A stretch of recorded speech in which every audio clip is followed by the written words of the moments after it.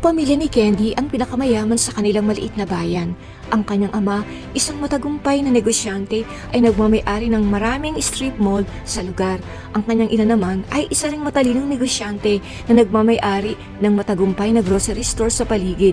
Bagamat kilalang mahal ang presyo ng kanilang mga tindahan, madalas ay walang pagpipilian ng mga tao kundi doon mamili para sa kaginhawaan. Nakatira ang pamilya sa pinakamaganda at pinakamahal na mansyon sa rehiyon. Ang kanilang matinding katayuan ay nagdulot ng kasikatan, ngunit nagbunga rin ito ng isang walang pusong kayabangan.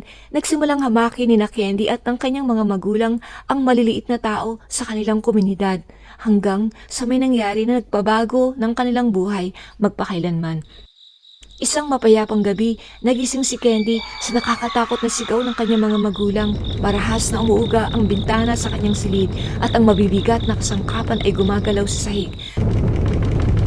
Nagmadali sina Candy at ang kanyang mga magulang na magtago sa ilalim ng isang mabigat na hapagkainan habang nanginginig sa takot. Nang sa wakas ay tumigil ang marahas na lindol, dali-dali silang lumabas kasama ng iba pang mga taong natigilan na patungo sa evacuation center. Kinaumagahan, nang bumalik sila sa kanilalagyan ng kanilang tahanan, napaluha sina Candy at ang kanyang mga magulang sa nakita. Ang kanilang napakagandang mansyon na nakatayo ng maringal at buong pagmamalaki. Ngayon, pira-piraso na at giba.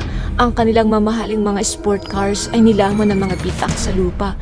Ang kanilang komersyal na imperyo, ang kanilang mga mall at mga grocery stores ay lubos ding nawasak. Ang tanging natira sa kanilang malawak na yaman ay ang mga nagkalat na piraso. Sa Lucas, Kabanatang 12, talatang 15, sinabi ni Jesus, "Mag-ingat kayo sa lahat ng uri ng kasakiman, sapagkat ang buhay ng tao ay wala sa dami ng kanyang kayamanan."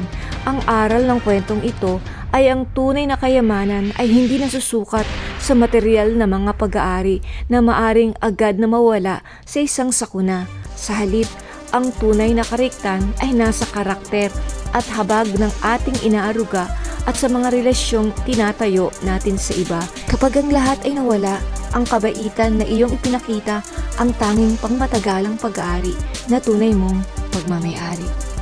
Youth on the Rock. Jesus is the rock. Like, share, and subscribe to our channel.